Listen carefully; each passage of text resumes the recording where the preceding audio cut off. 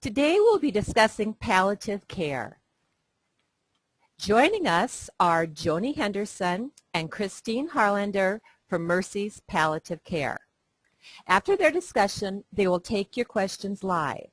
To submit your questions anytime during the discussion, go to the window in the upper right-hand corner of your screen and type in your question. If you don't see the screen, click on the orange box with the white arrow. Your questions will be confidential. So let's get started. Christine, Today, as she mentioned, we're going to talk about palliative care and really looking at celebrating life, how we can help enjoy the journey along the way and still be facing a chronic or serious illness. The objectives for today are truly to help increase understanding and awareness of what palliative care is and how life can be celebrated. Also to improve the awareness of who is really appropriate to receive palliative care services. And if you need them, how could you initiate a palliative care referral for yourself or a loved one? Why is the need for palliative care so important?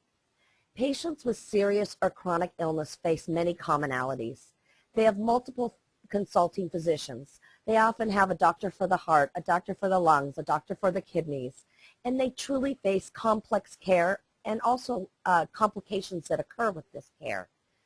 They often experience poor communication, not only with the fragmented healthcare system we face today, but within their own patients and families. They often might miss the physician when they make their rounds, or we're counting on a family member to convey the treatment or the condition to other family members. There's a lack of realistic prognostic information. There's a lack of clear medical goals, meaning what are we really hoping to gain from these treatments and what is needed to gain a particular outcome. Often there's poor pain and symptom management. We might be looking at a treatment, but we sure want to make sure people are comfortable and breathing comfortable and experiencing comfort from pain along the way. And also, as we all know, patients are going home and being discharged quicker and sicker. Why else the need? The number of adults over 85 will double to 10 million by the year 2030. And many people don't realize that the average 75-year-old has at least 3 chronic conditions, uses 5 prescription medications, and multiple over-the-counter medications. Another component is that death is truly not predictable for patients with chronic illness. People often live many years with chronic conditions. They can experience many different types of suffering, and we'd like to help alleviate that. On the other realm, people can also have a quick change in their condition and require more aggressive support, and death can occur. And of course, we cannot forget in this day and age healthcare reform. Healthcare systems are struggling under the effects of rapid change. Patients are coming to the hospital and they're more critically ill. This has forced our healthcare system to really put a focus more on the outpatient setting. So these increase in outpatient services include home health, using outpatient treatment centers and physical therapy, and really asking these patients that are going home sicker and faster to participate in their own care. They may even have to learn how to give themselves injections and be more independent in the home setting. And then also there's new regulations relating to reimbursement with readmission to hospital that the country is facing.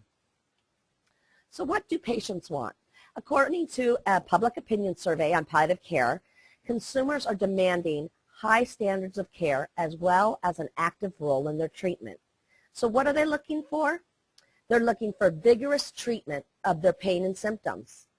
They expect to be relief-free from depression, anxiety, and worry. They want to have communication about their care over time. They don't want just the initial bullet of what's going on. They want that ongoing coordination of care and communication throughout chronic illness. The more we can facilitate that patient's care and getting them to the right level of care at the right time, the better off that patient and family are. Also, in this day and age with people being more at home, we need a lot of support for the family caregiver. No matter how much you love someone, caring for someone 24 hours a day, 7 days a week takes its toll. So we want to make sure we're giving patients and families not only the practical support, but the emotional support they need to care for their loved ones. And people also want a sense of safety in their healthcare system. So what is palliative care and how can we help? Palliative care is specialized care for those experiencing a serious, chronic, or life-limiting illness. I would also add in there a serious accident. The goal of palliative care is to relieve the pain, symptoms, and stressors of a serious illness to achieve the best quality of life possible while supporting patients and their families regardless of treatment goals and life expectancy. We finally figured out you don't have to be in your last phase of life or dying to have suffering. So what is the difference between hospice and palliative care? I'm next going to give you a definition of hospice, and then we'll compare the two. Hospice is a comprehensive set of services identified and coordinated by an interdisciplinary team to provide the physical, spiritual, and emotional needs of a terminally ill patient and or their family members as delineated in a specific patient plan of care. So to kind of sum it up or put it into a nutshell, palliative care is truly relief of suffering and promoting good quality of care and quality of life. So you have to have palliative care to provide hospice because, of course, we want to alleviate symptoms in that last phase of life. But you don't have to have hospice to provide palliative care. So let's take a look at our table that we pulled from this opinion poll. Palliative care can be performed at any age and any stage of serious or chronic illness. The hospice patients are in their terminal phase, which is in really their last 6 months, even to a year. And that is with the respect that as that disease progresses, that patient would be dying. It's not always that last few days or last few minutes. It's actually a normal process of our life cycle. Palliative care services are provided throughout the illness and can be simultaneous with other treatments. Patients do not have to forego curative care. So it's very important that I'm going to use an oncology or cancer example. I could be a brand new cancer diagnosis starting out. I could go and choose to have chemotherapy, radiation, but I want to make sure we're looking at my whole person throughout that time, making sure we're not suffering from pain or emotional distress, or as Joni indicated, or she will talk about the meaning of life with our spiritual needs. Whereas hospice services are provided at the end of life, when curative treatment is maybe not effective anymore or possibly not desired.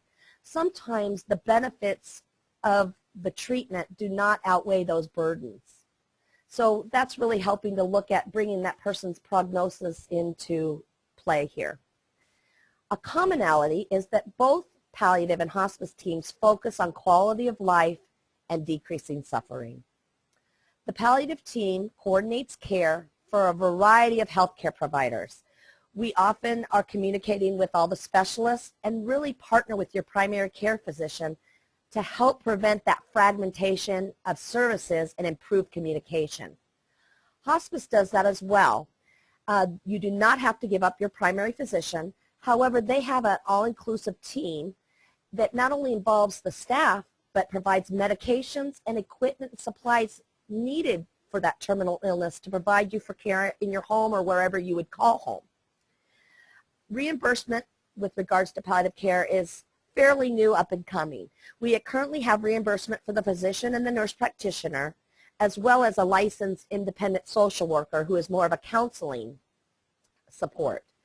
Whereas hospice, most people know, is a Medicare and Medicare reimbursed right that you have. So it's something you're entitled to that most people have paid into, and when it's appropriate timing, can participate in. And many insurance also provide hospice to patients.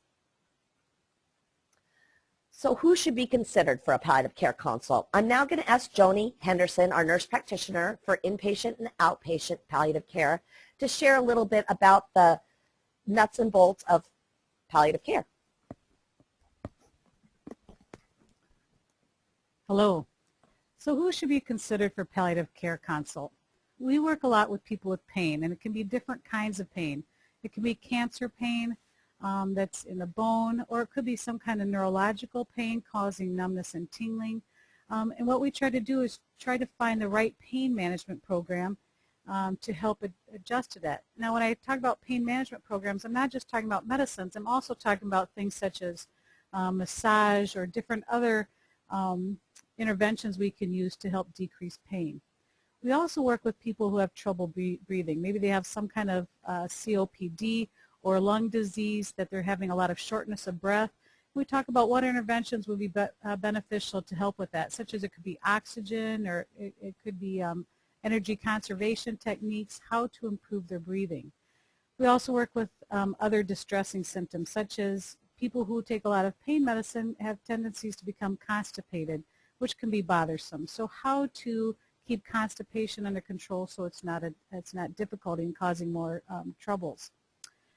Another group of people we work a lot with are those that come into the emergency room frequently. It kind of shows us that we need to do something different to kind of help with interventions to help decrease those emergency room visits, and also frequent hospitalizations, meaning we have people who might come to the hospital 3 times in 6 months, and we know that people are much more comfortable at home than in the hospital. So what can we provide for interventions in the home or in the hospital to decrease those frequent hospitalizations?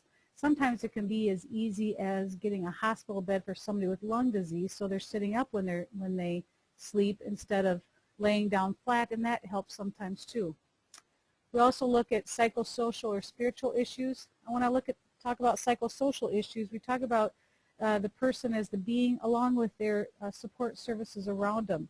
Who do they have for family members who are around? Who do they have for friends? Do they have a strong support system in the community? Also, we look at spiritual issues. And when we talk about spiritual issues, it's not just religion. Religion's a very important part of it. But what's their spiritual needs?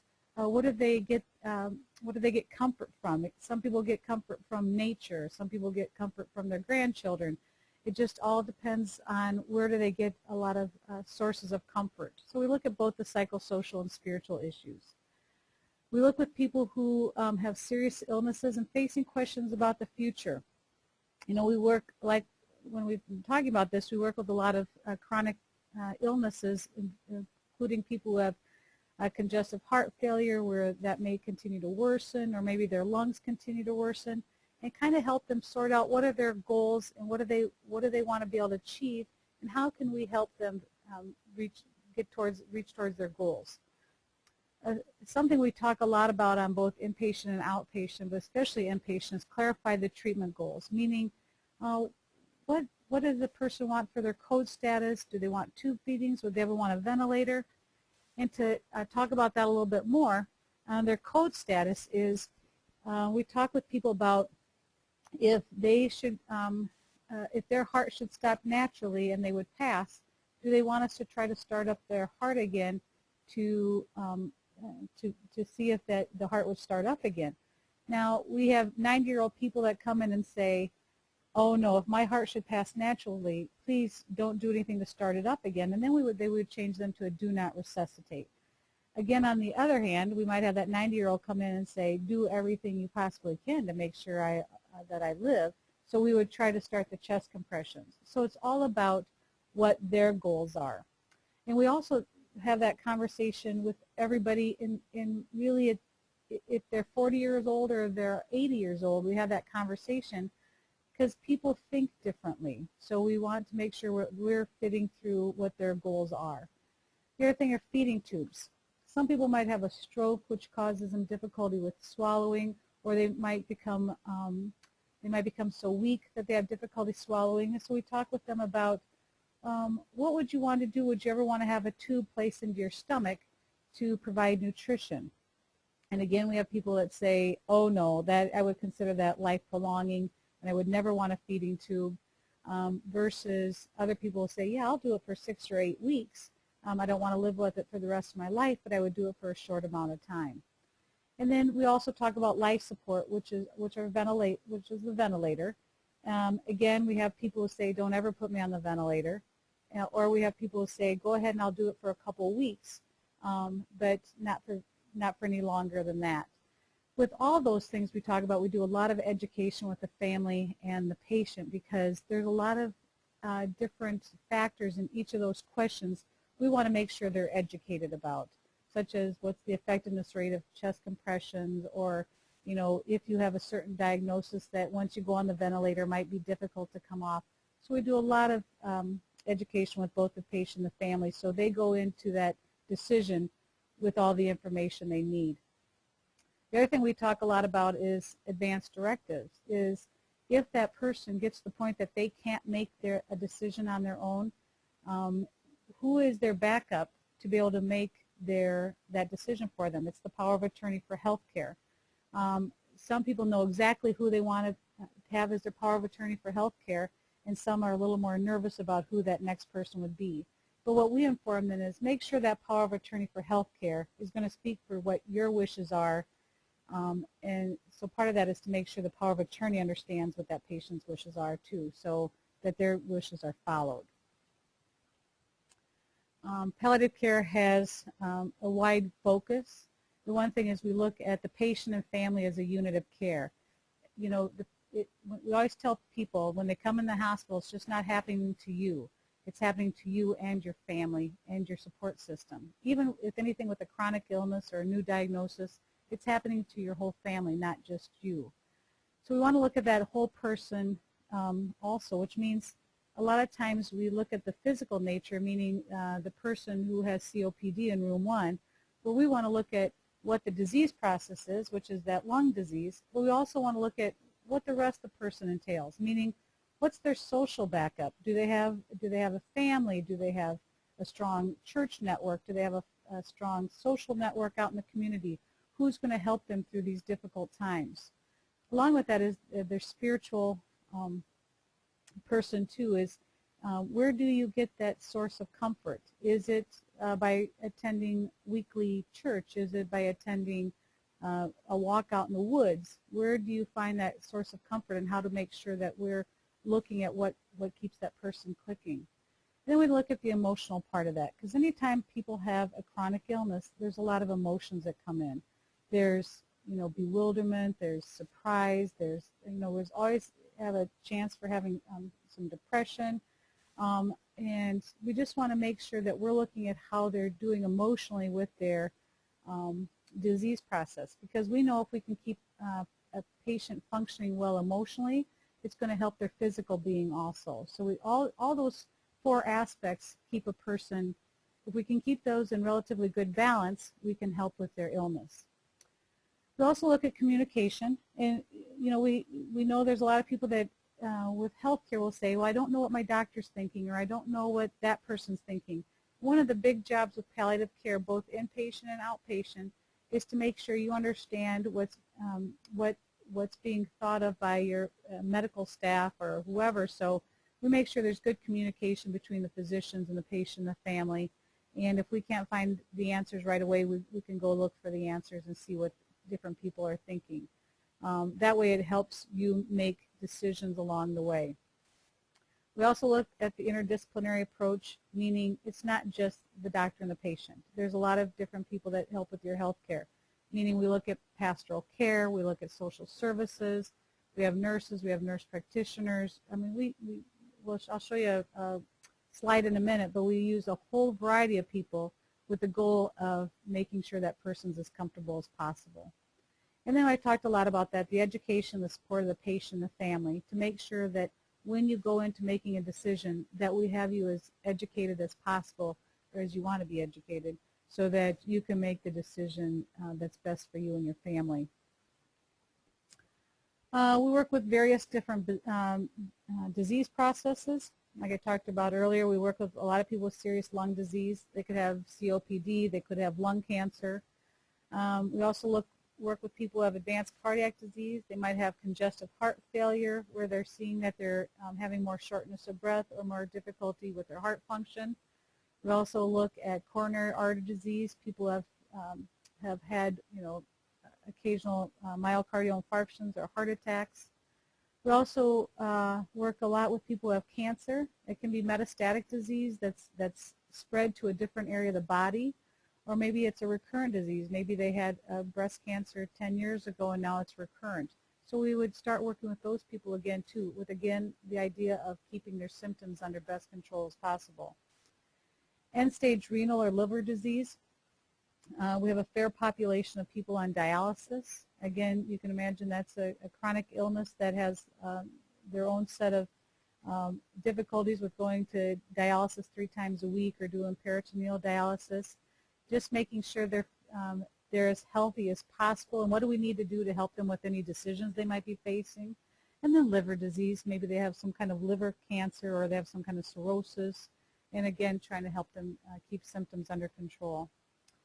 We work with people who have had strokes that have shown some kind of decreased function. Maybe they don't move one side of their body as well, or maybe they don't swallow as well as they did before the stroke, or they don't talk as well. So kind of making sure we have their goals of care ironed out too.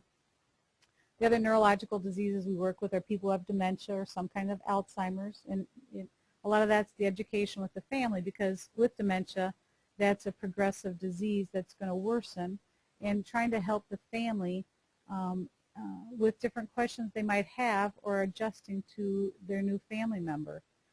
We work with people with ALS or Lou Gehrig's disease. Again, that's another progressive neuromuscular disease that we look at a lot of what your goals of care are. You know, sometimes those people might have more problems with swallowing and need a feeding tube, or maybe they'll get to the point that they have some shortness of breath. So again, trying to help them make their decisions along the way. We work with people with multiple sclerosis. Again, looking at, there's sometimes some spasticity, some issues that we can work on. Serious accidents, people with motor vehicle accidents that might have multiple fractures, that have a terrific need for pain control. And then other life-limiting or chronic illnesses, and that can be a variety of different things like rheumatoid arthritis, anything like that. So those are a lot of the diseases we currently work with. We have a palliative interdisciplinary team, and you can see who's in the middle. In the middle is always going to be the patient, the family, and if I've not said it once, I can say it 1,000 times. We'll all go with what the patient and family's goals and wishes are, and work around what your treatment plan is. We use chaplains, we use social workers, we have nurses, and we have a nurse practitioner. We work a lot with therapists, either physical therapists or occupational therapists, speech therapists, music therapists. We also do a lot with massage therapy. Again, it's symptom management and comfort, and not everything's about medications. So sometimes this circle right here is very important because they can help us with non-pharmacological management, which is also always beneficial. We work with the patient's physician. The patient's physician is their primary care provider. We have a pharmacist on staff who's invaluable because she's extremely good at pharmacology and medication management. We have a couple palliative care physicians that are on our team who, again, are a wealth of knowledge and very good at being part of the team. And then we also use the dietitian too, because again, we're talking about people who might be having problems with swallowing or not wanting to eat because they're nauseous, and how can we help with that?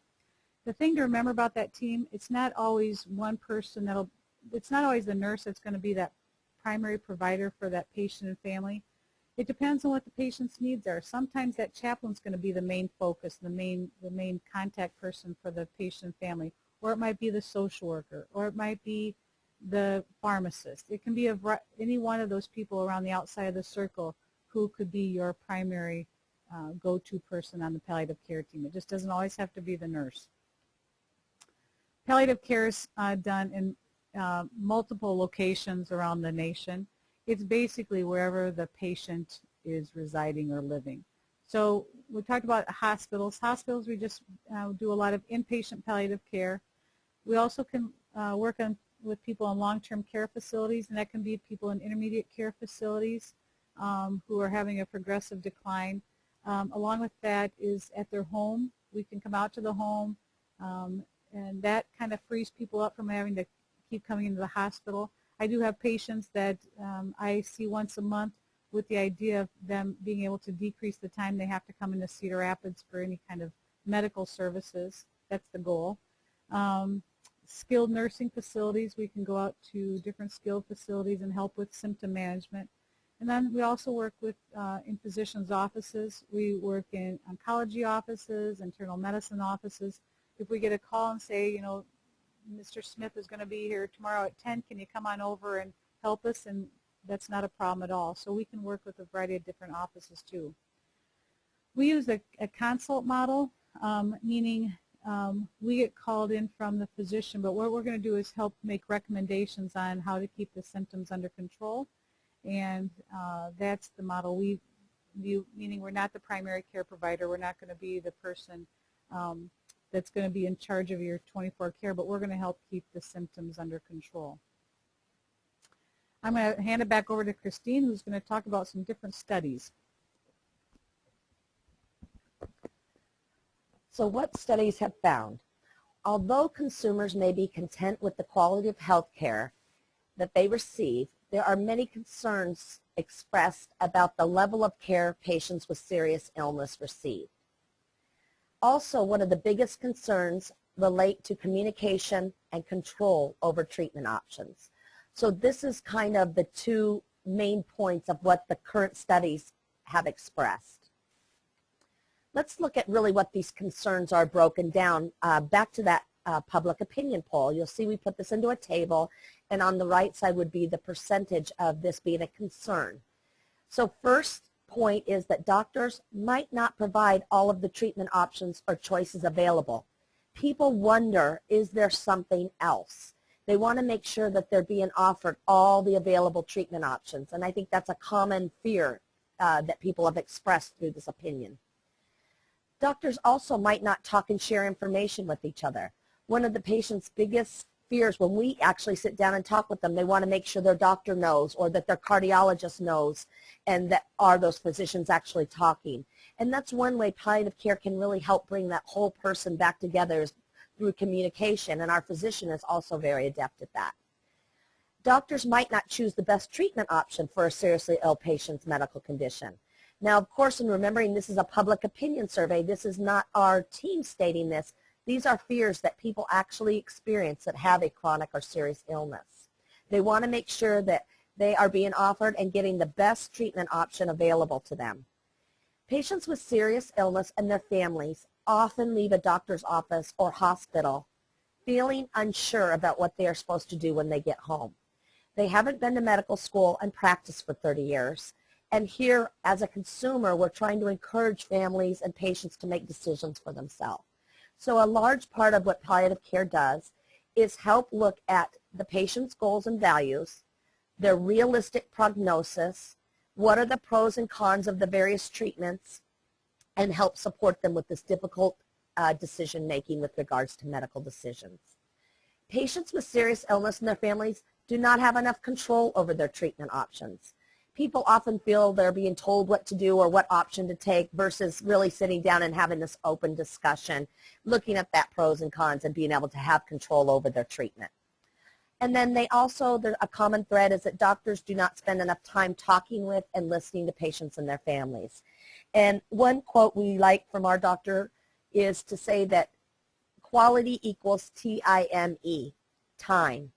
Our team does have the time to sit down, listen to our patients and their families, their concerns, and help make it their journey through life and look at what's important to them with regards to goals of care. So how do I get palliative care for me or my loved one? It only takes a phone call. You are welcome to speak with your physician or contact our palliative care office, and that number is posted. It's 319-398-6860. Palliative care consult does require a palliative care order, so your physician would need to provide an order to our team.